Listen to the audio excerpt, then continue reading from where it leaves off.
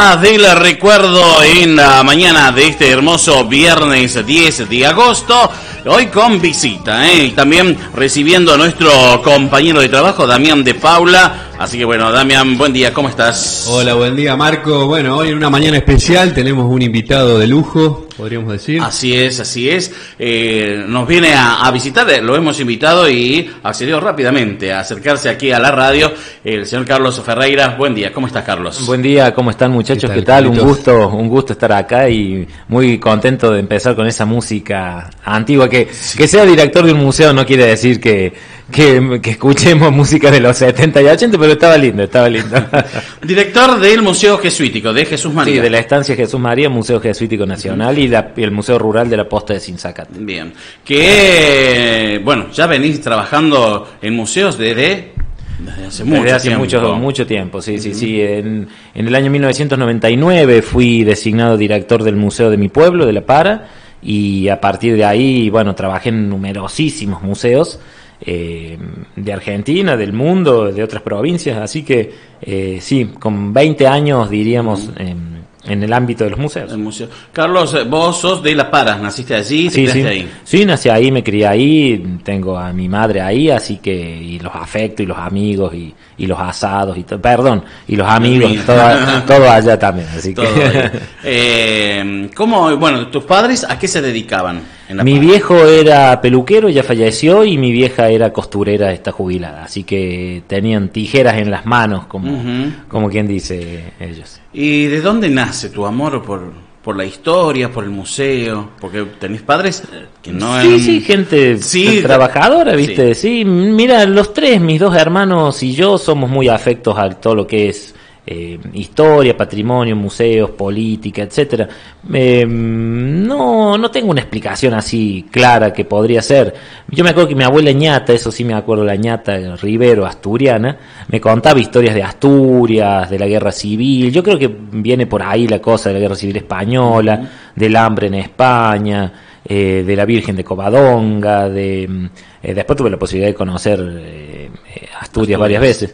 Que es una rama fuerte de mi familia, así que yo supongo que por allí, porque mi vieja es una mujer divina como toda madre, pero no era una persona que le gustaran esos temas. Mi viejo sí, como buen peluquero, vos viste que los peluqueros leen mucho, porque mientras esperan al cliente se lee, y así que siempre había revistas y libros ahí en el revistero de la peluquería de mi viejo, pero no sé, contagio, no sé. Sí.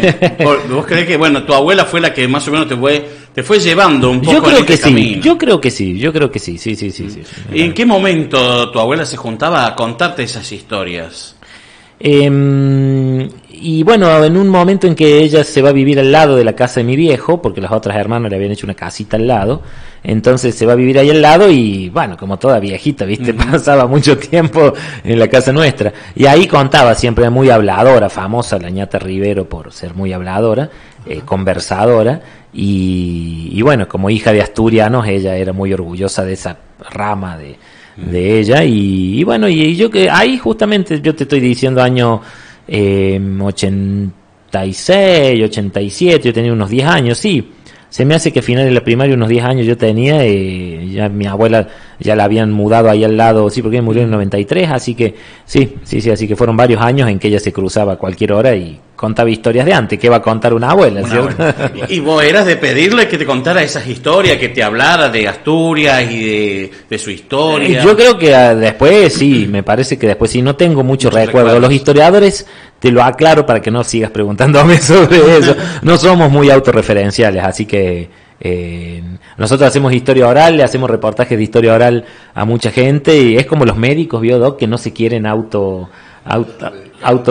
¿cómo sería? Autodiagnosticar, o que saben que tienen algo malo y no lo reconocen. Bueno, nosotros los historiadores que hacemos, yo muchos años me dediqué a la historia oral, yo te digo, yo entré en la Facu en el 95 y entré en la Facu en el 95 y yo creo que en el 98, 99, sí, ahí cuando empecé en el museo empezamos a hacer reportajes de historia oral. Y no te quiero exagerar, pero 60, 70 viejitos le hicimos reportajes en un plazo de 4 o 5 años. y viajamos por Argentina buscando antiguos habitantes de La Para que contaron sus historias. Viajamos mucho, pero los historiadores no somos autorreferenciales, lo hacemos, pero no nos gusta que no lo hagan. Pero permitime contar una anécdota personal, porque hoy Marco me decía, ¿cómo conociste a Carlito? Bueno, yo me vine a vivir a Las Peñas hace 7 años, y ahí en el Museo de Las Peñas, no sé si te acordás, nos cruzamos. Y no hay museo en donde, por lo menos en el norte, no lo conozcan, te dicen, o Carlito no haya dejado su huella, ¿no?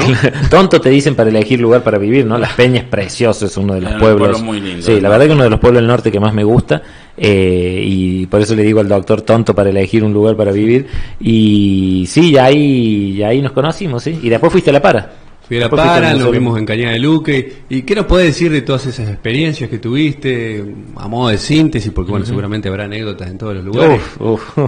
Porque son pequeños museos, pero que tienen enorme riqueza. Claro, yo me dediqué a una rama de la museología en ese entonces que se llama museología comunitaria, que es la de hacer museos para las comunidades, ¿no?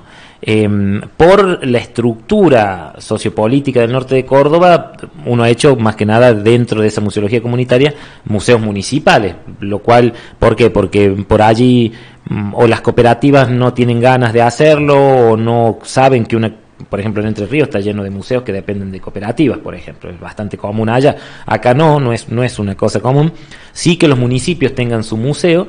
Entonces, bueno, ahí empezamos. Yo te digo, el primer museo que inauguré fue en el 2003 en Santiago Temple, un museo que desgraciadamente ahora está cerrado, y bueno, y de ahí empecé a dedicarme a la museología comunitaria sin dejar otras ramas, porque hice mucho de conservación de papel, soy casi, no digo experto, pero muy formado en la conservación de papel, y trabajé muchos años en el Museo de Antropología de la Universidad Nacional de Córdoba, que dentro de ese Museo de Antropología también hay una rama de museología comunitaria que hoy tiene otro nombre, el programa, no me acuerdo cómo se llama, el programa que ellos tienen ahora en el Museo de Antropología, que se dedica a esto, a estudiar las comunidades, ayudarlos a hacer sus espacios de memoria, sus espacios de museología en sus pequeños museos, no solo municipales, sino la museología comunitaria también trata los museos de barrios, los museos de comunidades, los museos de colectividades, todo lo que tenga que ver que sea un relato coral y un patrimonio modesto. Eso sería y una gestión, diríamos, vinculada al territorio. Eso sería la definición así muy rápida de museología comunitaria. Sí, y en el norte, Carlitos, bueno, vos ahora nos contarás, pero hay una enorme asociación con el ferrocarril, ¿no? A medida que se fue levantando el ferrocarril, se fueron generando en esos espacios, en esas construcciones, museos, y dio pie también para tus investigaciones en el campo del ferrocarril, ¿no es cierto? Sí, efectivamente, Damián. Bueno, yo me he dedicado en la parte historiográfica bastante a la historia del ferrocarril, y como acabas de decirlo, y justamente las estaciones de tren abandonadas han sido en general unos espacios que muchos municipios o comunidades los han recuperado para hacer espacios culturales. Y qué mejor espacio cultural que un museo, que como siempre digo, creo que es uno de los mejores inventos de la historia de la humanidad, y estoy convencido de eso. Así que, porque un museo permite todo. En los museos hay archivos y bibliotecas internos, en los museos se puede hablar, se juntan, se intercambian sus visiones de la historia, las clases sociales, los grupos, las comunidades. Es un espacio de diálogo colectivo y sobre todo de construcción de ciudadanía, porque uno en un museo puede hablar, es como que hay libertad de cátedra, ¿viste? Hay lugares donde uno aquí mismo en la radio, uno se contiene, lógico, de decir ciertas cosas porque está en un medio, pero en un museo uno puede decir lo que quiera, ¿no? Sobre su visión de la historia, del pasado, etcétera. Por eso es que los considero como un foro al estilo griego, romano, ¿no? De construcción de ciudadanía, un ágora. ¿Y cómo ves el tema de la museología a nivel provincial y a nivel nacional? ¿Cómo ves el contexto que tenemos? Bueno, hay mucha diversidad, Damián, porque como las provincias son autónomas, entonces hay provincias que tienen determinado tipo de recursos. Yo veo, para dar un ejemplo, el caso de San Juan, que recibe una dotación de dinero importante de la minería a cielo abierto, y están invirtiendo fuertemente en recuperar los museos provinciales. Son realmente unos museos impresionantes. Ahora acaban de inaugurar el nuevo Museo de Ciencias Naturales. Hace 4 años inauguraron el nuevo Museo de Bellas Artes. Realmente hay provincias así que tienen ese tipo de recursos, quizás Neuquén también, algunas otras, y otras que no, que están bastante más abandonados sus museos. Así que es como bastante complejo porque también hay distintas jurisdicciones, Damián. Vos tenés en las provincias, en casi todas las provincias, sobre todo en los últimos años que se abrieron muchas universidades, tenés universidades en todas las provincias y hay muchos museos universitarios también.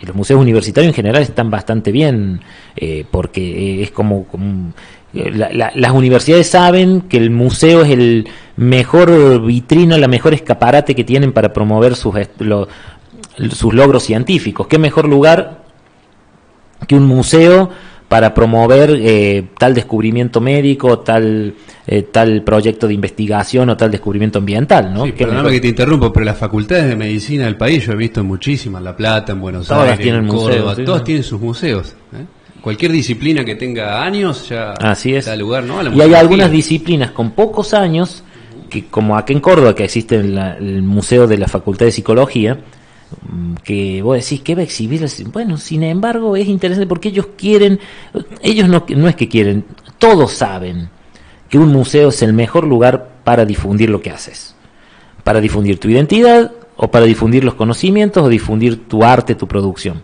Entonces, por eso a nivel país yo te puedo decir que es muy complejo, muy diverso. Así también entre los museos de jurisdicción nacional hay museos nacionales muy fuertes, con muchos recursos, que están mejor que otros.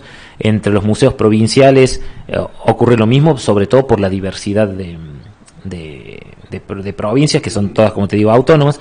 Entre los municipales también. Yo veo, lo que sí veo, que en general los veo bastante bien en todo el país, y no sé cómo lo has visto vos, pero creo que sí, que lo has visto igual, los museos universitarios, que es como que vos ves el Museo Arqueológico de la Universidad de Tucumán, es un excelente museo, el Museo Antropológico de Salta, son realmente buenos museos. Y después hay otro ambiente de los museos, Damián, que son los museos privados y los museos de fundaciones y ONGs. Entonces, donde entrarían también los museos de los clubes. Así que hay una diversidad y una riqueza que haría muy difícil pintar un panorama. Si te puedo así decirte así ¿cómo sería? Una característica, faltan museólogos.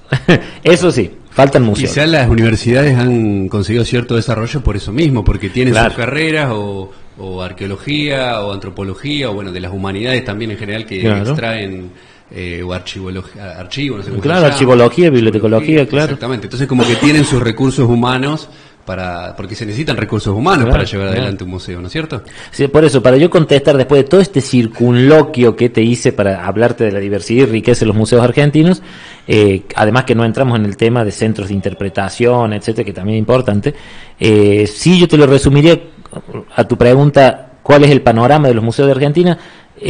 Faltan museólogos, faltan profesionales. En Córdoba, para decirte así, hay casi 400 museos. Y yo no sé, los museólogos profesionales no debemos llegar a 50, 60. O sea que claramente ese sería el principal punto. Bueno, vos haces docencia en la Universidad Nacional de Córdoba. Y de La Rioja. Y de La Rioja. Y ahí estás promoviendo la formación de nuevos museólogos, de gente que se dedique a este tema. Sí, en La Rioja ya tenemos una docena de egresados en museología, una carrera muy joven que tiene 6 años.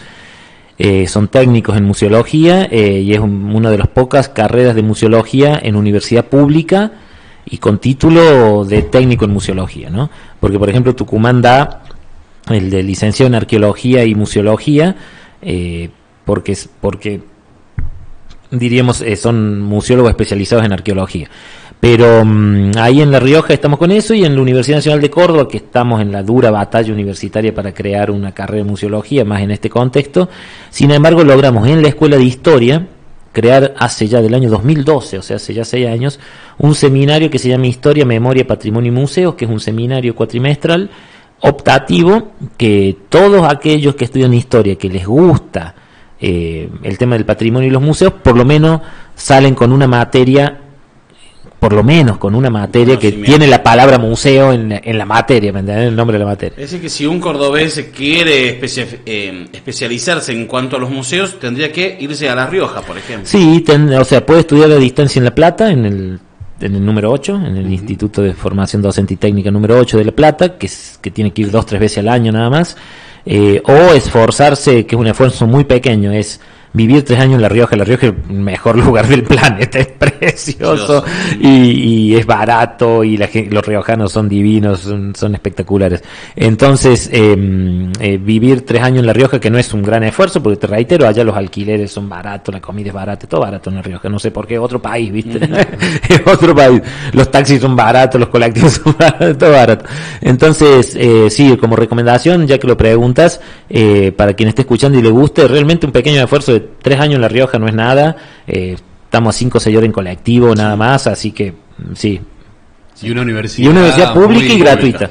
Y muy avanzada, muy progresista también, ¿no? Sí, no, bueno, la Universidad un gran de La Rioja, arraigo social. Sí, es impresionante la Universidad de La Rioja, el arraigo que tiene en la sociedad, el hecho de que desde que se fundó en el 96, ellos reconocen su historia desde el año 72, cuando se crea una universidad provincial en el año 72. Y luego la nacionalización en la época de Menem. Y apenas se nacionaliza, que creo que fue en el 93, se crean las sedes en cada departamento, donde en cada departamento de la provincia de La Rioja hay una sede del UNLAR con tecnicaturas y licenciaturas en temas que tienen que ver con las producciones regionales o cuestiones de turismo, etcétera. Y en el año 2007 la sede Chilecito de la Universidad de La Rioja se independizó, se creó como universidad propia, así que La Rioja ya tiene 2 universidades importantes. La de Chilecito es pequeña, pero tiene muchos investigadores del CONICET y mucho de investigación, así que lindo para quien quiera estudiar museología, una universidad pública, gratuita, a 5 horas de colectivo de Jesús María, La Rioja. Y si no, el otro camino es estudiar historia aquí en la Escuela de Historia, en la Facultad de Filosofía y Humanidades de la UNEC. Y hacer tu tesis con tema de museos. ¿Y hay posgrados también en museología? Hay algunos, sí, hay varios. Aires, No, acá en Córdoba hay, acá en Córdoba 1 o 2 al año hay, por ejemplo, este año hubo un posgrado de comunicación y museos, que duró un montón, que es más, no sé si todavía no se está dictando, así que lo hizo la Facultad de Filosofía con la Facultad de Comunicación. Para aquellas personas que tienen la carrera de grado en las humanidades y pueden también, por esa vía, inclinarse a la museología, ¿no? Y después también, qué bueno que hablemos de esto, porque es bueno incentivar a la gente, es un campo laboral muy importante.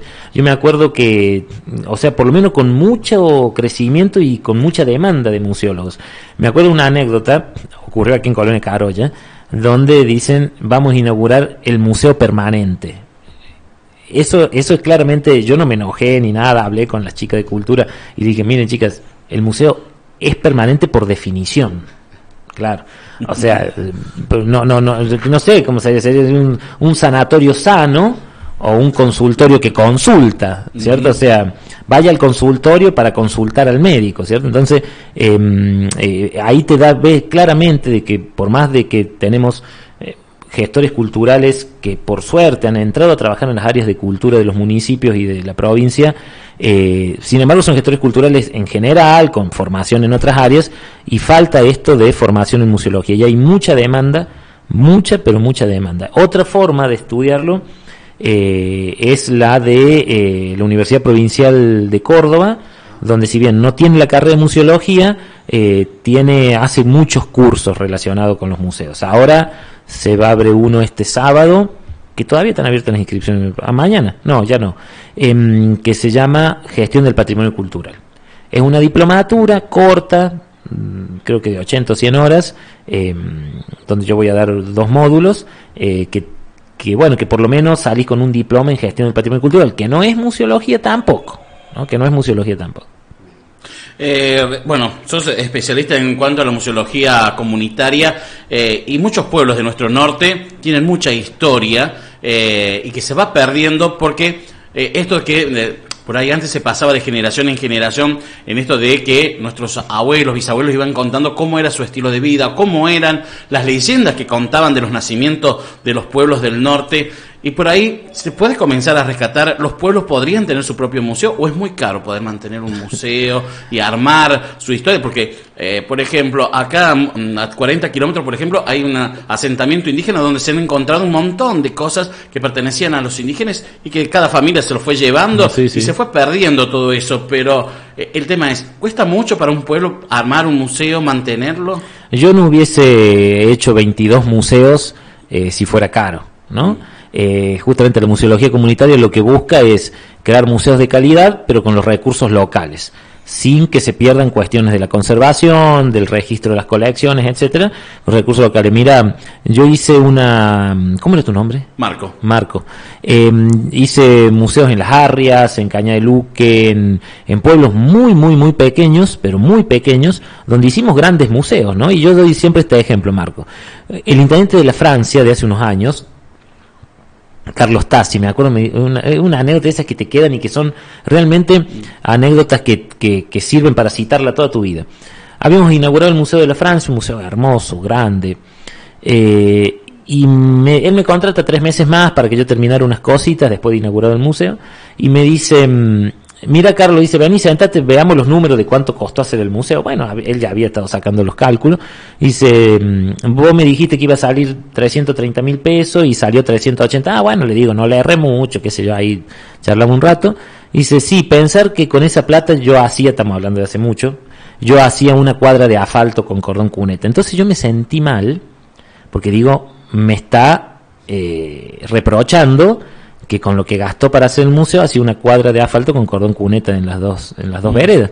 Y ahí nomás él mismo dice, y con ese asfalto beneficiaba de 16 familias, con esto beneficia a todo el pueblo. O sea, ese es un pensamiento de estratega, de un estadista. O sea, con una cuadra de asfalto beneficio a 16 familias y no me lo pagan todos. Con esto beneficio a todo el pueblo, ¿no? Así que es realmente una frase que siempre la uso para demostrar que... Yo otro día le decía al intendente Quilino que estoy ahí ayudándolos con el tema museo, que el Museo del Cabrito que queremos hacer en Quilino le costaría 2 cuadras y media de asfalto. Entonces vos, porque obviamente había hecho todo un estudio previo de los costos, ¿no? Cuando uno le cuenta a los intendentes, a los presidentes de las cooperativas, a los presidentes de los clubes, porque además los museos institucionales son más baratos, también un museo de un club es muy bueno de que estas instituciones también... Mira, hay clubes, por ejemplo, que solo les queda la historia. O sea... Perdieron la personería jurídica, lo llevan 2 o 3 vecinos con mucho esfuerzo, perdieron, ya no ganan ningún campeonato, solo le quedan las glorias de la historia, ¿no? Y qué mejor que empezar a construir identidad desde ahí, ¿no? Exactamente, y que lo que hablabas, ¿no? Que los museos es un lugar para interactuar como sociedad, y creo que ahí también hay que rescatar, ¿no? Y que creo que has rescatado también varios intendentes, ¿no? Que el museo beneficia a todo un pueblo porque se interactúa, y que no es de esta generación, sino que también se van a beneficiar en las generaciones futuras, claro, y fíjate, y eso con los museos comunitarios, pero con los museos provinciales también hay que acordarse que son de toda la provincia, y que en el caso del museo que dirijo ahora, el Museo de la Estancia de Jesús María, es un museo nacional. Por lo tanto, también tenemos que tener un diálogo muy fluido con las comunidades locales, como es Jesús María, Colonia Carolla, Colonia Vicente Agüero, Sinzacate, sobre todo Sinzacate con el tema de la posta, que es muy poderoso allí en Sinzacate ese tema, pero también no olvidarse de que se trata de un museo nacional, ¿no? Que por lo tanto tiene que también tener políticas nacionales, diríamos. Claro, vos ya conocías, Carlos, el tema de acá el Museo Jesuítico, cómo era su conformación, su historia, habías venido, ¿tenías ya algún contacto previo a este nombramiento, a este cargo actual? Claro, yo a Nelson lo debo haber conocido en el año 97, 98, el anterior director, y siempre he venido a cursos. Yo creo que el último curso que vine a este museo fue hace mucho, habrá sido como el 2006, pero después constantemente vine, por ejemplo, yo daba en esos años... hasta no hace mucho clase en secundario, entonces con el secundario de La Para veníamos, por ejemplo, a la estancia de Jesús María. Por lo tanto, no sé, he venido muchísimo tiempo, muchísimos años a la estancia de Jesús María, por lo tanto sí lo conocía, vi sus transformaciones, vi sus problemas a todo lo largo de los últimos por lo menos 15 años. ¿Sí? ¿Es un museo que tiene cuánto tiempo? y es del año 47, así que es un museo bastante antiguo que ya tiene una tradición museológica, diríamos más de 50 años ya tiene una tradición museológica, ya se puede historizar la institución. Y bueno, y siempre incluyó a la posta de Sinzacate, ¿no? Lo cual es muy importante porque son como dos cosas diametralmente opuestas pero a la vez unidas, ¿no? Las une el Camino Real, las une un territorio en común, pero una era una estancia con una de producción destinada exclusivamente para determinadas funciones que le daban los jesuitas, especializada en vinos, pero también hacían otras cosas, y el otro era una posta que es posterior, incluso es casi de finales de la expulsión de los jesuitas y sobre todo de finales del siglo XVIII, donde transcurrió la mitad de la historia argentina por ahí, ¿no? Entonces creo que el valor de ambos edificios es extraordinario y los une el Camino Real, que yo creo que es así como ¿cuál es la principal vena del cuerpo, Doc? Y la vena cava. La cava, es como la cava de la época colonial y del siglo XIX, es el Camino Real, ¿no? Hablar de esto de que, bueno, hay una historia que lo une Sinzacate con el Museo Jesuítico de Jesús María, pero también seguramente lo une la historia con el Museo Jesuítico de Colonia y Carolla. Sí, bueno, con todas las estancias, por eso hay un comité que se llama Red de Estancias Jesuíticas de Córdoba, que trabaja, se reúne una vez al mes y para tratar de que las estancias que han sido recuperadas y que han sido declaradas Patrimonio de la Humanidad tengan porque no hay que olvidarse que es Patrimonio Mundial, tengan unas políticas en común. Así que sí, hay un trabajo en conjunto entre todas las estancias y la manzana jesuítica.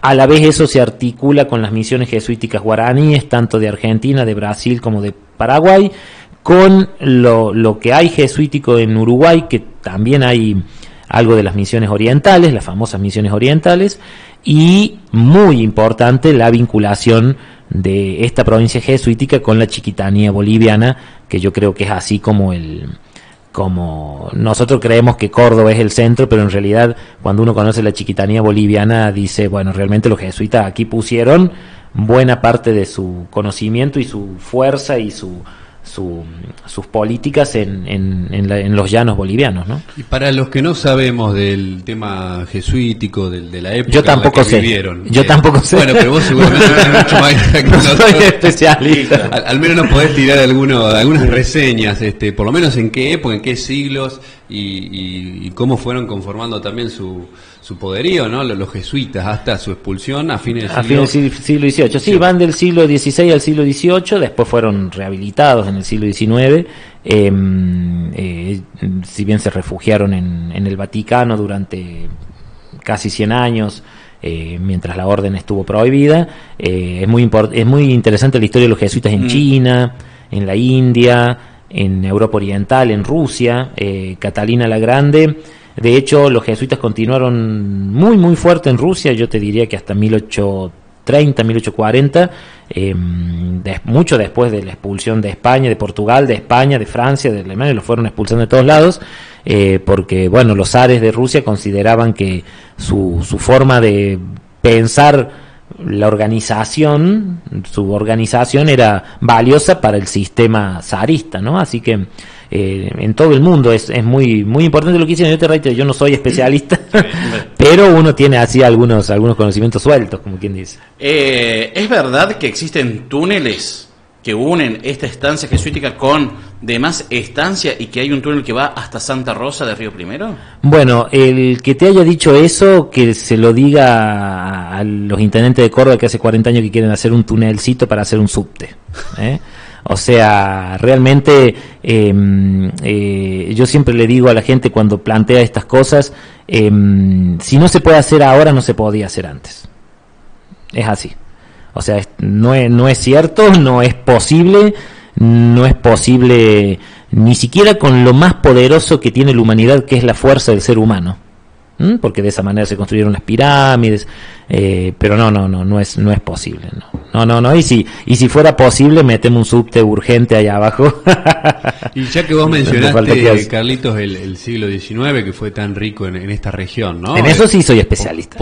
Ahí ya en eso sí, en eso sí. Digamos, post-independencia, por Revolución de Mayo, ¿cómo podrías caracterizar el siglo XIX en el Camino Real, la posta de Sinzacate, el paso de los próceres? Bueno, ¿cómo? Uy, bueno, es una historia riquísima y me tiraste. ¿Cómo lo podría resumir? Mira, el Camino Real no era el único. Primero vamos a empezar así. No era el único Camino Real de Córdoba, había 4. Estaba el Camino Real a Chile, que se desprendía en Cruz Alta y tenía 3 variantes y pasaba por Río Cuarto y iba a San Luis. Tenías el Camino Real a Santa Fe, que fue el primero en realidad. El primer Camino Real fue el Camino Real de Córdoba a Santa Fe, que bajaba, diríamos, por Toledo y iba a lo que hoy es Río Segundo, de ahí Villa del Rosario, y de allá a Santa Fe. Ese fue el primer camino. El Camino Real del norte de Córdoba y el Camino Real a Catamarca.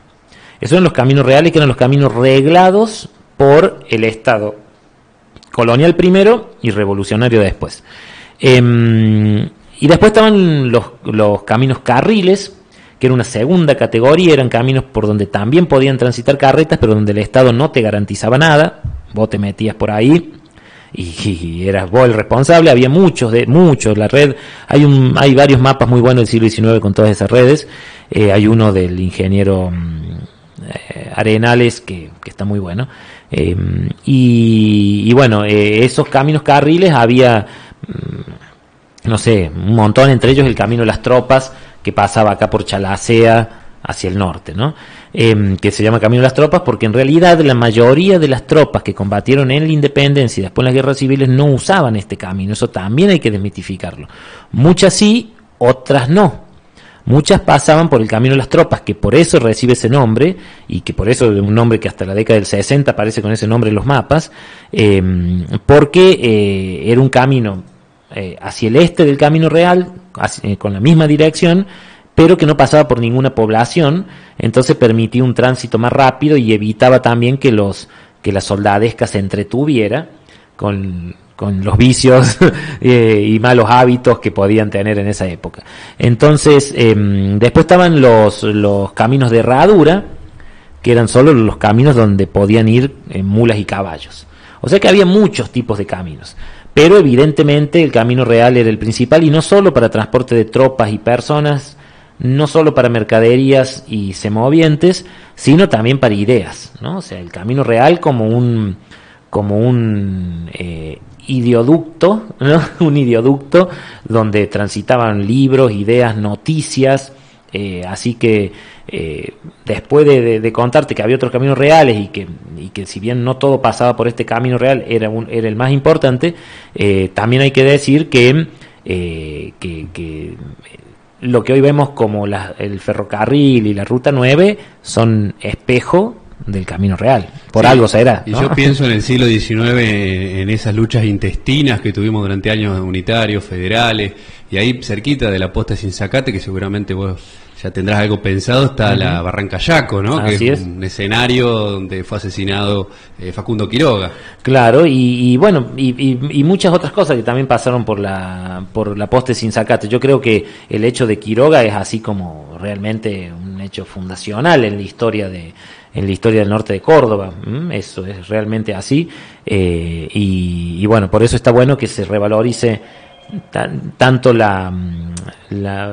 sitio de Barranca Yaco como la posta de Sinzacate. No obstante, creo que también esto hay que vincularlo con el ferrocarril, no solo porque Telferner habitó 2-3 años ahí en la posta, que era como su casa, el ingeniero y el empresario que construyó el ferrocarril a Tucumán, sino porque realmente el ferrocarril va al lado del Camino Real, ¿no? Así que eso es muy importante. ¿El ferrocarril llegó a la región en qué época?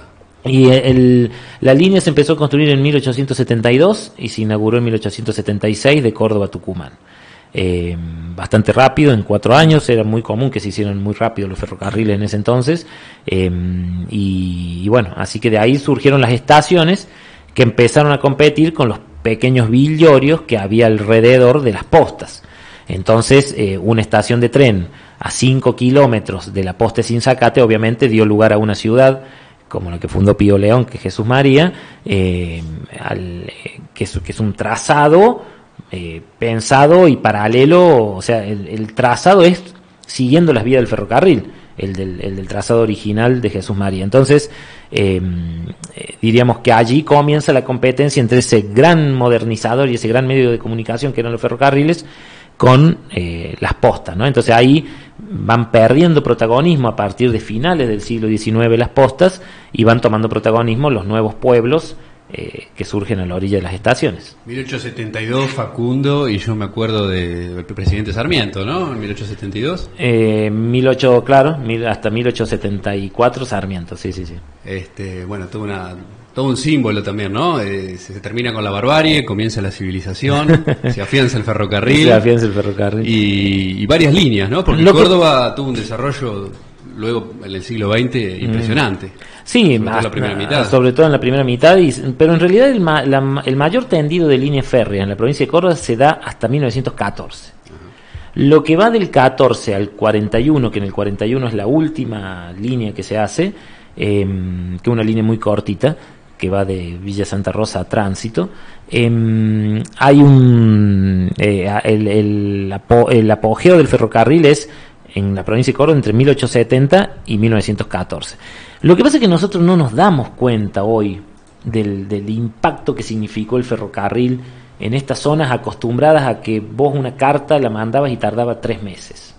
No estamos acostumbrados a que al lado del ferrocarril iba una línea telegráfica donde en 2 horas podías recibir un mensaje de Salta en Jesús María. Eran cosas revolucionarias.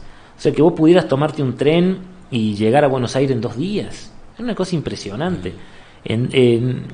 Por eso es que tanto Alberdi como Sarmiento, y eso que eran enemigos acérrimos, ambos opinan que Alberdi hace un comentario muy interesante que dice: el ferrocarril es como las venas del cuerpo que llevan la riqueza hasta el último rincón del país, ¿no? O sea, comparar al ferrocarril con las venas del cuerpo, ¿no? Así que sí, y nosotros no podemos pensar hoy a Colonia Carolla y a Jesús María si no es con el ferrocarril. O sea, de ninguna manera.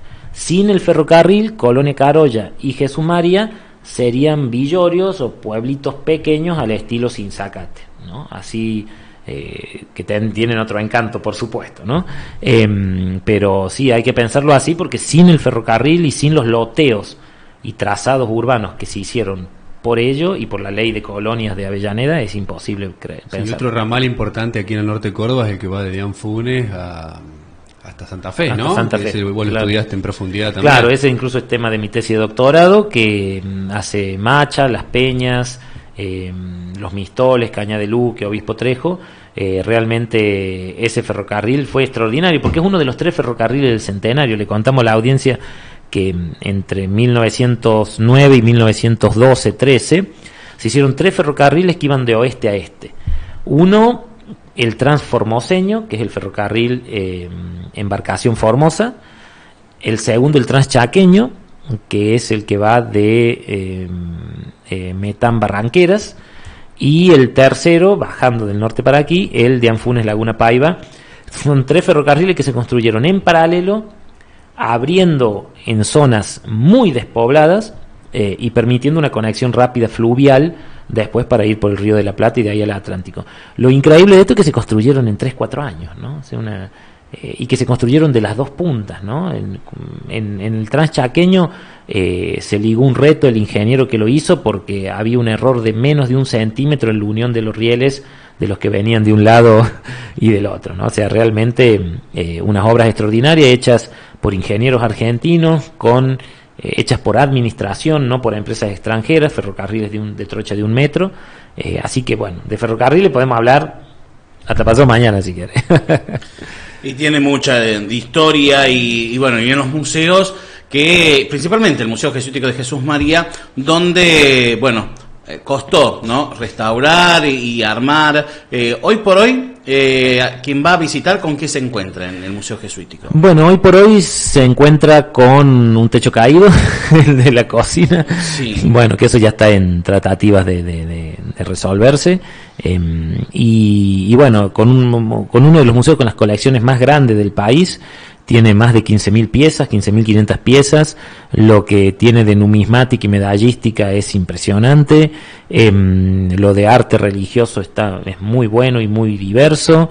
Y tiene una colección muy rica, porque si bien nace como un museo dedicado a la historia de los jesuitas y de todo lo que ellos hicieron en el territorio cordobés y del país, sus colecciones que se fueron formando a lo largo de los años son muy ricas y muy diversas, así que es un museo donde, por suerte, tanto allí como en Sinzacate pueden ver mucho más que arte religioso, ¿no? Pueden ver los objetos con los que trabajaban los negros esclavizados, los objetos indígenas que hay, bueno, como saben, la colección arqueológica del Jesuítico es extraordinaria, y muchos objetos trabajados a mano por la sociedad criolla del siglo XVIII y siglo XIX en Sinzacate. Todo lo que es aperos, armas, ¿cómo se llama lo que se ponen en los pies los gauchos? Estribos y todas esas cosas. Así que hay de todo. Habla recién de los negros. ¿Los jesuitas tenían negros esclavizados? Claro, por supuesto, como toda empresa colonial tenía negros esclavizados y era parte sustancial de la economía colonial. La economía colonial no se puede pensar sin los indios en la primera etapa, en la etapa previa a las reformas borbónicas, y no se puede pensar sin los negros después. De hecho, los negros vienen cuando la población indígena comienza a disminuir.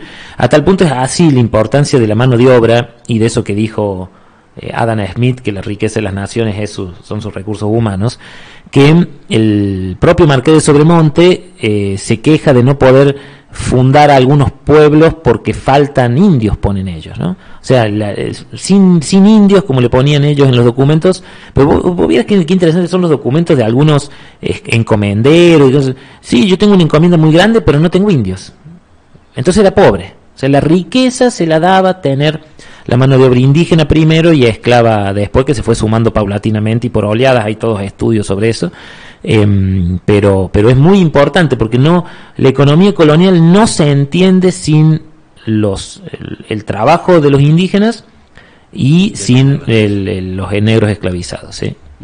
Hablaba recién de que aún el museo mantiene su cielo raso caído una parte de ¿en qué estado? Sí, muy pequeño, ¿no? Es un pedazo muy pequeño. Sí. ¿Se hizo un estudio de cómo está la conservación del demás edificio? Claro, se contrató en ese momento un ingeniero que hizo un excelente relevamiento tanto de la estancia como de la posta, hizo algunas recomendaciones, se tomaron esas recomendaciones y ahora el expediente, el trámite que se está llevando no es solo para reconstruir esa fracción del techo de la cocina, porque tampoco es todo el techo de la cocina y no se cayó nada de las paredes, es solo como dijiste vos, cielo raso y cubierta, así que parece más grande el daño, pero no lo es, sino que hay que aprovechar justamente esto para recuperar toda esa ala. El estudio ya está hecho y bueno, y después intervenir en todo el ala oeste de la estancia y en 2 alas de la posta.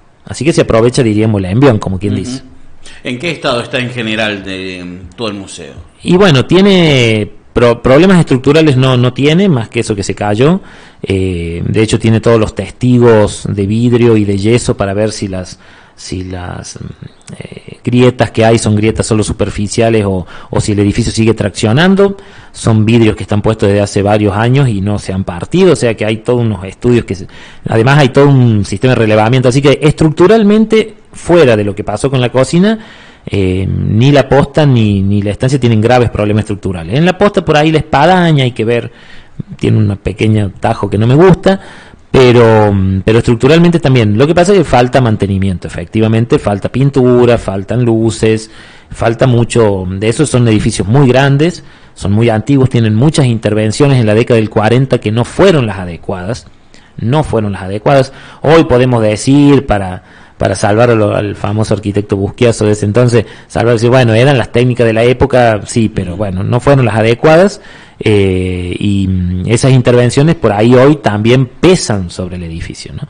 Así que bueno, hay mucho trabajo para hacer y bueno, y para eso hace falta el apoyo de todos, ¿no? Porque es un patrimonio de la humanidad que la gente lo tiene y lo usa, y bueno, hay que apoyarlo. Habla que hay mucho trabajo por hacer. ¿Cuáles serían las primeras obras que ya tenés pensado y que ya estás planificando para llevar a cabo, que son necesarias y urgentes? Bueno, además de lo de la cocina y de este refuerzo, estudio y refuerzo del ala oeste de la estancia y de 2 salas de la posta, bueno, hay una lo primero que yo quiero encarar es el tema que hay una museografía muy anticuada. Entonces tenemos unos excelentes guiones, modernos, buenos, ricos, democráticos, científicamente muy correctos, realizados por la investigadora del museo Belén Domínguez, extraordinarios guiones, extraordinaria investigación primero, porque para llegar al guión, que es el relato del museo, tenés que tener una investigación impresionante, y sin embargo, la museografía es anticuada, así que ya estoy pensando museografía para el futuro, así que bueno, eso diríamos así resumido, museografía anticuada que hay que tratar de mejorarla, ¿no? Aprovechando la ubicación que tiene el museo, ahí prácticamente céntrica, a metros de la Doma, ¿hay alguna estrategia que estás pensando para que la enorme cantidad de gente que se acerca a Jesús María en el año también se llegue al museo, pueda recorrerlo, pueda reconocerlo? Sí, un puente con cinta automática como en los aeropuertos, ¿viste? Como en los aeropuertos así, estaría bueno, ¿no? Estaría bueno. Y un túnel así tipo vidriado cruzando el río. Estaría bueno, escúchenlo los intendentes de la zona, lo hacemos. Sí, lo que pasa es que durante durante la Doma, y ahí me lo han contado tanto los guías del museo, el personal del museo es extraordinario, la calidad, falta personal, pero la calidad y el compromiso de los empleados es impresionante. Yo pocas veces en tantos lugares que he trabajado he visto un grupo humano tan comprometido con el museo, y además que buscan formarse, capacitarse, impresionante. Y además, viendo las estadísticas, sí, durante la Doma no hay tantos ingresos más que el resto del año. La gente usa mucho el parque del museo. Entonces, estamos pensando en estrategias de cartelerías y nuevas tecnologías que te inviten y casi te obliguen a entrar, ¿no? Así que, porque también hay que hacer un conteo, se está pensando también en hacer un conteo por separado de quienes entran al parque, de los que entran a la estancia propiamente dicho y a la posta. Y bueno, durante la Doma quizá entre más gente a la posta que a la estancia, ¿no? Así que hay que tratar de... Bueno, la posta también está muy vinculada esto a lo criollo, ¿no? También eso hay que decirlo, y está bueno que así sea, porque creo yo que es el gran valor extra que tiene la posta, Marcos, que es esto de la parte criolla gauchesca, ¿no? Me parece que es un valor extra que tiene el hecho incluso que la municipalidad de Sinzacate, por su lado, haya generado toda una política con un eslogan que se llama Tierra de Orígenes, y que recupere no solo el nombre indígena del lugar, sino los dioses indígenas, como la Guairapuca, que han hecho la estatua allí, toda la terminología indígena, es decir, recuperar lo indígena y lo criollo ahí, que está haciendo la Municipalidad de Sinzacate, muy importante, y la posta tiene ese valor extra de lo criollo que me parece que articula más con la Doma. De hecho, yo le pregunto a todos mis amigos de las agrupaciones gauchas de allá de la zona mía, es extraordinario, toda la gente, pero te lo digo así, y no es estadístico, pero es una sensación de hablar con ellos. Tengo muchos amigos en las agrupaciones gauchas de Marula, Para, Balnearia, La Puerta, Obispo Trejo, conocen la posta y no han entrado a la estancia. ¿Por qué la posta tiene ese valor extra agregado que al criollo le gusta, no? El hecho de Quiroga, que haya descansado sus restos unas horas allí, es muy fuerte para la gente que le gusta todo lo gauchesco. Así que ahora, para llevar esa gente también de la Doma a la estancia, estamos pensando ya, y los chicos de Educación y Acción Cultural lo están pensando ya de hace mucho, algunas estrategias que podemos utilizar para que quienes van al parque entren también a la estancia. Que me sorprendió, ¿no? Que la posta sea un atractivo más fuerte que el Museo Jesuítico para esa época. Para esa época, ¿no? Me refiero para esa enero, época. Sí, digamos, sí, ¿no? para lo que es enero. Y para lo que son algunas fechas que tienen que ver con la tradición, ¿no? Como el 10 de noviembre y esa fecha, sí. Bueno, y seguramente, habrá que comenzar a trabajar fuertemente para que la gente se pueda llegar. Y me llama la atención que por ahí está en Jesús María, está la Doma, a escasos metros está el museo y tengamos que poner una cinta, que eso significa que la gente no quiere caminar 5 cuadras para llegar. No, sí caminan porque van al parque a tomar mate. Sí lo hacen. Van al parque. Claro. Estadísticamente tienen que entrar a la estancia para contarlo estadísticamente y para poder ver las colecciones, porque parques hay en todas partes, pero el patrimonio y la riqueza patrimonial que tiene la estancia es impresionante. Por eso también la Posta tiene ese patrimonio más modesto, que te toque el corazón, te toca la fibra íntima, excepto los carruajes que están espectaculares, los carruajes de la Posta están bárbaros, pero el resto es un patrimonio más modesto que te toca la fibra íntima, ¿no? Y a quien le gusta lo gauchesco, le gusta eso. Y la estancia tiene, al contrario, la estancia tiene un patrimonio impresionante, extraordinario, obras de autor. El patrimonio arqueológico es envidiado por todos los museos arqueológicos del país y por los museos arqueológicos de Córdoba. Entonces, por un lado tenemos un patrimonio modesto que te toca tu fibra íntima en la Posta y un patrimonio majestuoso en la estancia. Así que se articulan y combinan muy bien ambos edificios. Bueno, habrá que empezar a sacar todas las piezas al parque para que la gente se hay pueda formas encontrar. Efectivamente hay formas de manera con las nuevas tecnologías que eso se puede hacer. Yo me acuerdo en mi último viaje a Rusia veía los libros en código QR en los parques, ¿no? Entonces, con esto de que los rusos son el segundo pueblo más lector del mundo después de los chinos, cuando no los chinos primero, los chinos están primero en todo, claro. Entonces ellos han puesto esto de que como la gente está dejando llevarse libros a los parques, han puesto bibliotecas de códigos QR. Es muy gracioso porque vos lo ves de lejos, una biblioteca en el parque, pero es una chapa pintada, ploteada, de que tiene el lomo de Tolstoy, Dostoyevsky, ¿cómo se llamó? El primero que escribió en ruso. Pushkin, el primero que escribió en ruso. Ahí está el primero que escribió en... Porque viste que la oligarquía rusa leía en francés. Ajá. Y en alemán. Había una admiración a la cultura francesa. Claro, y a la alemana, y no, ni siquiera leían el ruso. Y Pushkin fue el 1830 el que empezó con las primeras novelas escritas en ruso. Y bueno, y están ahí que vos lo ves a la chapa ploteada y tiene un código QR cada uno. Lo clicas y te aparece el libro en PDF para leerlo. Impresionante ver los chicos, la gente de todas las edades, ya no solamente niños y jóvenes, leyendo así. Así que hay muchas formas, como vos decías, Marco, de llevar el patrimonio de adentro a afuera a través de pequeñas aplicaciones tecnológicas que ellos lo pueden ver. Mientras te escuchaba, creo que una de las posibilidades sería la realidad virtual en 3D. La realidad virtual, la realidad aumentada. Exactamente, llevarle los lentes a la gente que está en el parque. No. Manejarse que... Perdón, Marcos, olvídate. Si no usas el celular no existe más. O sea, olvídate de todo lo que sea un agregado al cuerpo por fuera del celular. Si no sirve en el celular, no se usa. Los museos en Europa, bueno, nosotros lo hicimos en el Museo de la Para, ya las audioguías están en el celular y la realidad aumentada está en el celular, ¿sí? O sea, porque justamente la gente ya no quiere ponerse otra cosa en el cuerpo, solamente el celular. Si bien lo de la realidad virtual, como decís vos, es algo posible y factible, requiere otro dispositivo que te encarece cuando vos con solo una aplicación web podés hacer lo mismo y que la gente lo tenga en su celular. Así que eso de la realidad virtual es uno de los proyectos, y lo de realidad aumentada también. Lo de realidad aumentada está re bueno, Marcos, bueno, sí. Porque vos ponés el celular mirando el cuadro y vos ves el cuadro y cuando pones el celular el cuadro te habla y el cuadro se mueve y te cuenta el mismo personaje del cuadro. Por ejemplo, yo soy Felipe II, que es algo muy bueno. Y cuando uno recorre museos importantes, que este lo es, ve en varios idiomas, ¿no? Hay aplicaciones o cartelería explicativa en inglés, en francés. Bueno, no sé cuál sería la estrategia si uno quiere internacionalizar un museo de este tipo. Sí, de hecho tiene que internacionalizarse obligatoriamente porque es un patrimonio mundial. Sí. Por lo tanto, tiene que internacionalizarse sí o sí. Bueno, un arduo trabajo te espera para comenzar a hacer.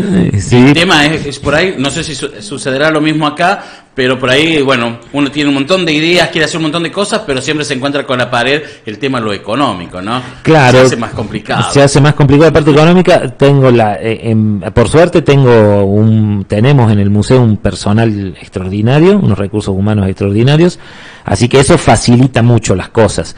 Pero vos acabas de decir lo correcto, la parte económica es fundamental en un edificio de este tamaño, Sí. ¿no? Que la gente se llegue, porque ahí puede dejar su colaboración para que el museo pueda mantenerse y seguir avanzando y seguir creciendo, y esto de sumar estas nuevas tecnologías va a hacer que la juventud también se acerque. Y si no se acerca, bueno, a través de las aplicaciones va a conocer la historia, ¿no? Nuestra historia, nuestras raíces, y así también, bueno, ¿no?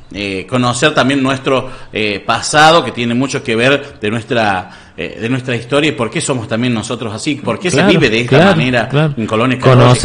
Conocer y entretenerse, ¿no? Fundamentalmente. Así que creo que justamente esto de las nuevas tecnologías, nosotros en el Museo de la Para fuimos el primer museo, mi ex museo, yo renuncié el 31 de julio al museo, el primer museo de Córdoba en tener página web con dominio propio en el año 98. Había otros museos que tenían un www.wordpress. Sí. Claro, un blog. O tenían un subdominio dentro del dominio de la universidad. El primer museo en tener página web con dominio propio fue el de La Para, que es www.museodelapara.gov.ar, que después lo cambiamos para poner la B alta nada más. Fue el único. De hecho, todavía tendría que el nuevo director del Museo de la Para arreglar eso, porque cuando pones Museo de la Para te aparece todavía el viejo con B corta. Pero te aparece primero ese y segundo el con B alta. Entonces, las nuevas tecnologías para mí es una cuestión que le tengo incorporado. O sea, yo quiero eso, quiero hacerlo. Sé que es barato. Sé que se puede absolutamente todo. No hay nada que no puedas hacer con las nuevas tecnologías. No hay nada que sea caro. Nada es caro. O sea, nosotros en el Museo de la Para, cuando aplicamos en el año 2014 las audioguías por WhatsApp, fuimos el primer museo en Argentina en que vos entrabas al museo y recibías un WhatsApp con las audioguías y que te quedaban en el teléfono. Después lo hicimos más práctico, las subimos a la página web del museo y las descargas de ahí. Pero, y te quedan o sea que vos después, tu hijo fue a hacer un trabajito y no se acuerda lo que hizo en el museo, escuchás la audioguía y tenés el relato. Entonces es muy barato, es muy fácil, es muy práctico, pero hay que llevar también las estadísticas, Marco. Nosotros tenemos en el Museo de la Para dos estadísticas: la estadística de visita física y las estadísticas virtuales, que además te la saca solo el servidor, te la saca solo. Así que a fin de año teníamos ahí un empleado de la municipalidad que a fin de año descargaba y nos pasaba todas las planillas con las visitas, con sorpresas como que la revista en papel del museo, que ahora es digital, del Museo de la Para, era más veces descargada en PDF que comprada en papel, ¿no? Entonces son datos estadísticos interesantes, que además no tenés ningún esfuerzo, no tenés que hacer nada, te lo hace solo el sistema. Sí, y decir, ¿no? Hablamos de esto, que pueden entrar a una web o descargar un PDF, recibir los audios vía WhatsApp de la historia del museo, pero qué lindo es ir en familia a visitar. Y aparte tenemos un parque bellísimo. Ayer tuve la posibilidad de estar ahí. En verdad, un parque espectacular. Hoy por hoy, con un color amarronado. Claro. Y yo pensaba ayer, esto en primavera debe ser un color increíble, impresionante. Y está bueno, ¿no? Que la gente en familia se acerque. Te acerques al parque y también te acercas a ver todo por dentro del museo. Hoy por hoy, bueno, ayer estaba abierto la parte de la capilla, por ejemplo, que por muchos tiempos estuvo cerrada o no se podía ingresar. Hoy por hoy también te podés ingresar. Y esto también, ¿no? De ser un atractivo turístico, porque estar dentro del patrimonio mundial también hace de que el turismo se acerque a nuestras ciudades, que también le hacen también, ¿no? Bueno, Marco, acabas de dar en el clavo. Hay una experiencia única e intransferible que es la visita personal a un museo. Sentir su frío, su calor, sus aromas, ver las piezas frente a frente, contemplarlas, hablar con ellas, es una experiencia única e intransferible, ideal para hacerla en familia, en pareja, solo, el poder estar desconectado del teléfono un rato, porque también tenés que ofrecer ese servicio. O sea, no todo puede ser web y digital, sino que también efectivamente la experiencia personal intransferible de ver un objeto que lo tocó Belgrano o que lo esculpió un aborigen guaraní, y una tela que le hicieron unas hilanderas en Francia, que lavaban la tela con la lejía natural y terminaban ciegas a los 25 años. Entonces, esas cosas son muy fuertes. Cuando vos ves en la posta de Sinzacate un herraje de caballo trabajado a golpes por algún peón rural que seguramente perdió algún dedo o se quemó haciendo ese herraje para una mula. Entonces, creo que esa experiencia, como vos acabas de decir, Marco, tal cual, es intransferible y es única. Sí, estar en esas habitaciones, ver la poca luz que por ahí ingresa a la hora que vos vas, o subir la escalera que te une, que va hacia la parte del balcón, digamos, de la capilla, que es tan angosta, y pasás por ese pasillo por decir cuántas personas, y en su época, ¿no?, que había tan poca, menos iluminación, porque ahora está iluminada con luz eléctrica, pero en aquella época, ¿cómo se iluminaban? Y uno por ahí se va imaginando, ¿no?, la mecha por ahí con un farolito, claro, queroseno, claro, así, tal cual, o de otros métodos de poder iluminar todos esos pasillos, ¿no? Y cuánta historia guardan esas paredes, ¿no? Y bueno, tal cual, lo que vos acabas de decir es que esa experiencia es algo del museo que también tiene que estar. Pero son distintos dispositivos y distintas formas, porque la gran riqueza de los museos siguen siendo sus colecciones, Damián. O sea, vos podés tener todo lo que quieras en un museo, pero si no tenés objetos, no tenés nada. Es así. Entonces, la gran riqueza de los museos son sus colecciones y la información que esas colecciones tienen, porque cuando vos tenés un sillón que es hecho con una madera que solamente se consigue en Paraguay, que acá no había en esa época, que ahora hay porque la trajeron para ornamentar, pero en esa época no había, y tienen que hacer todo un estudio para explicar cómo llegaba un sillón con madera de no sé qué ciprés paraguayo aquí. Bueno, es que había circuitos, había formas de... Bueno, está todo estudiado, está todo investigado y toda esa información está. Por eso una de las principales políticas de mi gestión en el museo va a ser la de publicar, ¿no? Publicar los trabajos, por ejemplo, de Belén Domínguez, que son impresionantes, son súper documentados y muy bien hechos y bien redactados también. ¿Y los horarios, Carlos, del museo? ¿En qué momento puede acercarse la gente? ¿De qué manera puede vía web? Bueno, personalmente de 8 a 19, que hay visitas guiadas en distintos horarios. Hay 3 visitas a la mañana, 3 a la tarde para grupos contingentes. En la posta es de 8 a 13. Y los fines de semana está déjame que me acuerde, de 10 a 18 de la estancia y de 14 a 18 la posta. Los lunes cerrados. Los lunes cerrados, sí, los lunes cerrados para el trabajo interno. Hablando de estadística, te han comentado, porque hace poquito que estás, pero estadísticamente sabes que la gente local se acerca al museo o solamente turistas. No, justamente uno de los déficits es la poca presencia de gente local adentro de la estancia. No hablemos del parque, que es otra realidad. Así que ahí, justamente ayer o antes de ayer me lo comentaban los chicos de Educación y Acción Cultural, que bueno, uno de los temas es la poca gente de la ciudad, de Colonia Carolla y Jesús María, que entran. Que lo mismo pasa en Carolla, ¿no? Sí, por eso te preguntaba cómo la realidad, porque bueno, por ahí pueden cambiar las realidades de los museos, ¿no? Pero no está mal, ¿no? ¿Por qué no está mal? Porque al ser museos nacionales y provincial la estancia Carolla, se apunta a un público nacional e internacional y provincial en el caso de Carolla, es decir, no es, diríamos, es un déficit, pero no es un déficit, ¿cómo decirlo? Si vos tuvieras un museo comunitario y no te va la gente de tu comunidad, ahí tenés un problema. Porque vos tenés un museo de Caña de Luque y no te va la gente de Caña de Luque y tendrías un problema. Pero en este caso no sería un problema. Claro. Pero nosotros sí queremos y lo vamos a hacer, como vos acabas de decir, tanto invitando a la gente como con dispositivos, que la gente de Colonia Carolla, Jesús María, Colonia Vicente Agüero y Sinzacate se apropien más de ese patrimonio, lo sientan más propio y vayan. Ojalá, sí. Y para que nos encontremos con la historia y para que también colaboremos, porque en verdad se necesita mantener, tiene todo un costo mantener que estos patrimonios, que más allá que en caso del Museo Jesuítico tiene dinero que ingresa de Nación para mantener, sí, pero sí. por ahí no es suficiente para todo el trabajo que se quiere encarar y que se quiere mejorar de estos museos. Y la mejor manera es acercarse, ir a ver, conocer, estar y usar estos bellos lugares, ¿no? Efectivamente. Acá en Colonia Carolla también tenemos un hermosos museos y que ojalá que la gente también comience a apropiarse, comience a disfrutar y a disfrutarlo en familia. Eso que tanto nosotros acá pregonamos, ¿no? Decirle a la gente de la MUNI de Colonia Carolla que me inviten a visitar sus museos porque no los conozco, desgraciadamente por distintos motivos. Cada vez que venía iba a la estancia durante años y a la otra estancia, la estancia Carolla, que también la conozco bien, así que me autoinvito. A Colonia Carolla sí iba a unos museos, pero eran museos del vino y qué sé yo, de esas cosas tan ricas.